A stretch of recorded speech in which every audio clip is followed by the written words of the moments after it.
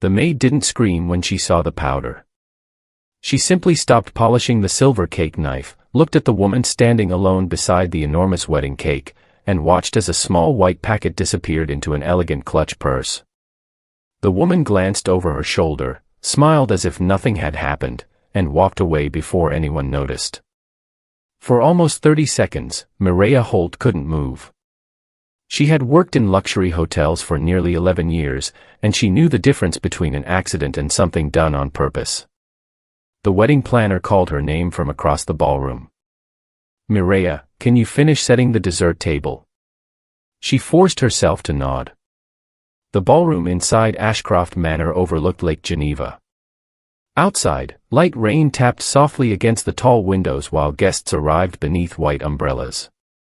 Inside, crystal chandeliers reflected across polished marble floors, and a string quartet quietly rehearsed near the staircase. Everything looked perfect. That was exactly what frightened her. Mireya wasn't the kind of person who imagined conspiracies. At 32, she lived in a small apartment with her widowed father on the east side of the city. Every morning she caught the 5:40 train, packed her own lunch, and worked double shifts whenever someone called in sick. Her father needed expensive medication for his heart. She needed every paycheck. She had promised herself years ago that she would never risk her job over assumptions. But she couldn't forget what she'd seen. The bride wasn't really a bride yet. Her name was Celeste Vaughn, a successful art consultant whose face had appeared in magazines for months after becoming engaged to billionaire technology investor Rowan Ashcroft. Rowan rarely gave interviews. People described him as serious, polite, and almost painfully private. While business magazines celebrated his investments, hotel staff talked about something else. He always remembered names. Earlier that morning he had thanked every server personally. When Mireya accidentally dropped a tray during rehearsal, Rowan had quietly helped pick up the broken glasses instead of complaining. "It's only glass," he had told her. His fiancée hadn't reacted the same way. Celeste had sighed loudly. "Can we please hire professionals next time?" Nobody answered. Everyone pretended not to hear. Mireya remembered lowering her eyes, embarrassed more for Rowan than herself. Now she looked toward the wedding cake again. It stood nearly 6 feet tall with fresh white roses woven around each layer. The pastry team had spent almost 2 full days decorating it. Executive pastry chef Nolan Pierce approached carrying another tray. "Beautiful, isn't it?" he said proudly. "It is. You look pale." "I'm fine." She wasn't. Every few minutes she caught herself staring toward the cake. Maybe she had misunderstood. Maybe the packet contained edible glitter. Maybe it was sugar. Maybe she was about to ruin the happiest day of 2 people's lives because of one strange moment. Then she remembered something else. When Celeste slipped the packet into her purse, she hadn't looked proud. She had looked nervous. That expression stayed with Mireya. Guests filled the ballroom. Champagne glasses clinked. Photographers hurried from one corner to another while musicians began playing. Everything moved according to schedule. Only Mireya seemed frozen in place. During dinner service she noticed Celeste barely touched her food. Instead she kept checking her phone. Twice she disappeared outside. Once she argued quietly with someone near the garden entrance. Mireya couldn't hear the words. She only caught one sentence. "It has to happen tonight." The wind carried the rest away. Her stomach tightened. She considered telling hotel security. But what exactly would she say? "I saw someone near a cake." That wasn't evidence. It sounded ridiculous. Meanwhile, pastry chef Nolan gathered the dessert staff. "In 15 minutes we'll move the cake." Everyone nodded. The cake would be rolled into the center of the ballroom. Then Rowan and Celeste would cut the first slice together. Mireya suddenly realized something. If there really was poison, the first bite would almost certainly belong to Rowan. Not Celeste. Her breathing became uneven. She slipped into the staff hallway and called her father. He answered after 3 rings. You working late again? Yeah. You sound tired. I just needed to hear your voice. He laughed gently. You always overthink things. I know. Whatever is bothering you, do the honest thing. You sleep better that way. Simple words. Nothing dramatic. Yet they settled somewhere deep inside her. She ended the call. When she returned, dessert service had already begun. The ballroom lights dimmed. Applause echoed across the room. The enormous cake rolled toward the center. Everyone stood.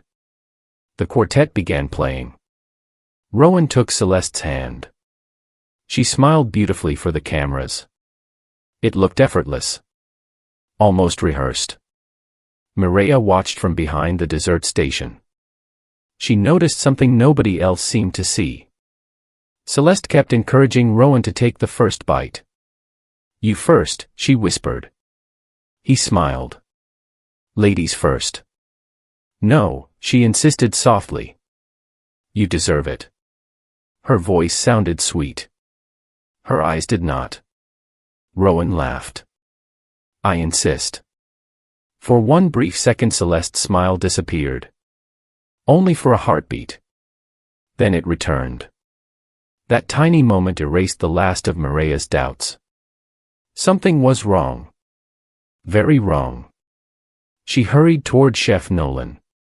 I need to tell you something. We're busy. It's important. Later.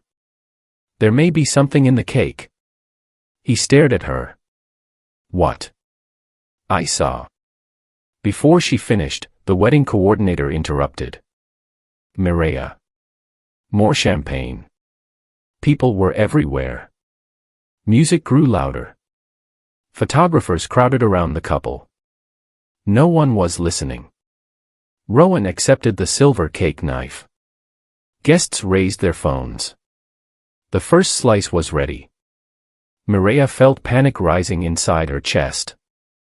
She tried reaching security. Too late. She called out. Nobody heard. The applause swallowed her voice. Then she saw Rowan lifting a fork.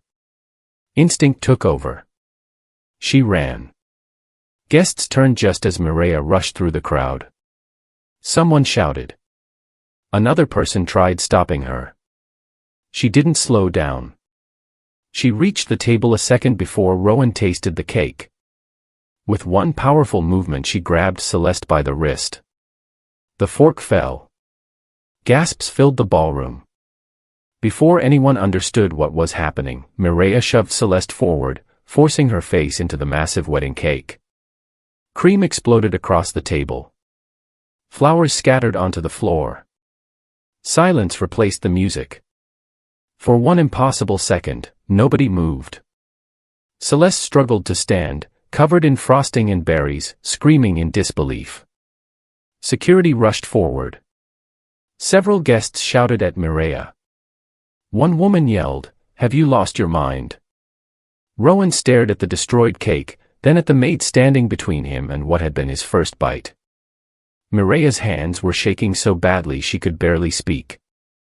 Finally she managed only 6 words. Don't let anyone eat it. The room fell completely still. For several long seconds, the ballroom remained completely silent except for Celeste's angry breathing. Cream dripped from her hair onto the polished marble floor. Her expensive gown was covered in frosting, crushed berries, and white icing. Guests looked from her to Mireya and back again, trying to understand what they had just witnessed. 2 security guards quickly stepped toward Mireya. I didn't do this to embarrass her, Mireya said, her voice trembling. Please, don't let anyone eat that cake. The first guard frowned. What are you talking about? I think someone put something in it. The words spread through the room faster than the music ever had. Someone whispered, poison. Another guest laughed nervously. This has to be a misunderstanding. Celeste wiped frosting from her face and pointed directly at Mireya. She's insane. Arrest her.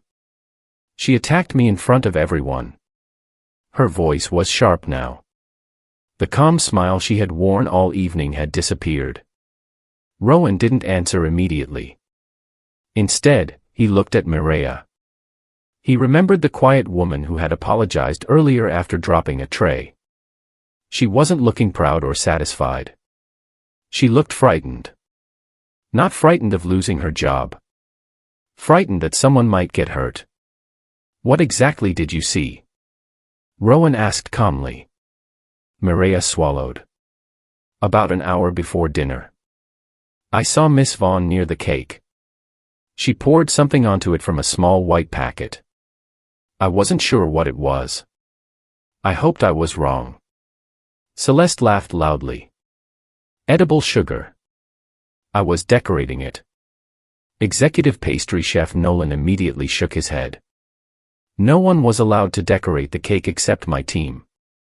Several pastry assistants quietly nodded. Celeste's expression changed for only a second. That second was enough. Rowan turned toward hotel security. Nobody touches the cake. One guard carefully blocked the dessert table while another contacted local police. The hotel manager apologized repeatedly to the guests, asking everyone to remain inside the ballroom until the situation became clear. The celebration had disappeared. Now every conversation was whispered. An elderly guest slowly set his dessert plate back onto the table without taking a bite. A young server quietly collected every slice that had already been prepared. Fortunately, none had been served yet. 20 minutes later, 2 detectives arrived along with emergency medical staff. One detective listened carefully while Mireya repeated exactly what she had seen. She didn't exaggerate. She admitted the parts she wasn't certain about. I don't know what the powder was, she said honestly. I only know what I saw. The detective appreciated that answer more than dramatic accusations. Meanwhile, another officer searched the preparation area. Nothing unusual. Then he requested permission to inspect Celeste's evening bag. She crossed her arms. That's ridiculous. Rowan looked at her. If there's nothing inside, then this ends quickly. She hesitated. Only for a moment. Then she handed over the purse. Inside were lipstick, perfume, tissues, and an empty white packet folded neatly beneath a compact mirror. Everyone watched as the detective carefully sealed it into an evidence bag. It could contain anything, Celeste argued. It probably could, the detective replied. We'll find out. Samples from the cake and the packet were sent immediately to the state laboratory. Hours passed. Many guests quietly left the reception. The ballroom, which had been full of laughter earlier that evening, now felt strangely empty. Mireya sat alone in a small conference room with a cup of untouched coffee. She couldn't stop thinking about her father. If she had been wrong, her career would be over. Perhaps no luxury hotel would ever hire her again. The hotel manager finally entered. I've worked here 23 years, he said quietly. I've never seen a wedding end like this. I'm sorry. He looked at her for a long moment. You may have destroyed a cake. Mireya lowered her eyes. Or you may have saved a life. Just after midnight the detective returned. His face looked much more serious than before. The preliminary test found a dangerous pesticide compound in both the packet residue and the frosting from the top layer of the cake. Nobody spoke. Even the room seemed to stop breathing. The detective continued. It was concentrated enough to cause severe poisoning if consumed. The hotel manager slowly sat down. Rowan closed his eyes. Not dramatically. Just quietly, as if trying to understand how close he had come to taking that first bite. Across the building, officers informed Celeste that she was being detained while the investigation continued. She insisted someone had planted the evidence. She claimed Mireya had framed her. But investigators soon uncovered something else. Financial records showed that Celeste had accumulated enormous gambling debts over the previous 2 years. Several payments had been hidden through shell companies. She had also recently purchased a large life insurance policy that would become effective immediately after the marriage. The investigation took several months. Detectives discovered messages between Celeste and a man who had illegally supplied toxic chemicals used for agricultural purposes. The evidence painted a painful picture. She had planned to make Rowan's death appear to be a sudden allergic reaction during the reception. In the confusion, very few people would have questioned the cake. Instead, a maid who trusted her instincts interrupted everything. When the criminal case finally ended the following spring, Mireya never attended a single hearing. She didn't enjoy seeing another person's life fall apart. She simply wanted to return to work. But life had already changed in quieter ways. Her father recovered well after surgery. Not because someone handed them millions of dollars. Not because miracles happened. Because the hotel staff quietly organized a fundraiser after learning about his medical bills. Some donated $50. Some gave $20. One dishwasher who could barely afford rent placed $10 into the envelope and apologized that it wasn't more. Mireya cried when she saw the names. Not because of the amount. Because kindness had come from ordinary people. Chef Nolan promoted her to banquet supervisor several months later. It isn't because of that wedding, he explained. It's because every person here trusts your judgment. That meant more to her than any public praise. As for Rowan, he stayed away from interviews for nearly a year. One rainy afternoon he visited the hotel restaurant alone. Mireya almost didn't recognize him without cameras following behind. He asked if she had a few minutes. They sat near the window where customers watched boats crossing the lake. I've been trying to think of the right thing to say, Rowan admitted. There probably isn't one. She smiled gently. You don't owe me anything. I owe you my life. She shook her head. You owe it to yourself to keep choosing good people. He looked out at the rain. I thought success meant learning how to judge business deals. He paused. It turns out character is much harder to measure.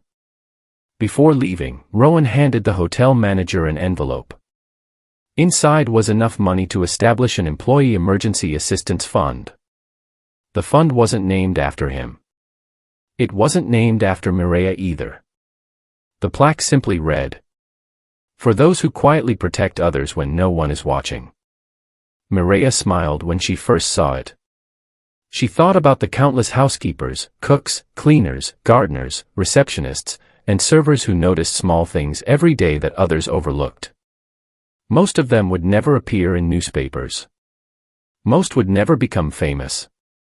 Yet they kept places running through honesty and quiet responsibility. Months later another wedding filled the same ballroom. Fresh flowers decorated the tables. A new cake stood proudly beneath the chandelier. As guests applauded the first slice, Mireya watched from the side of the room.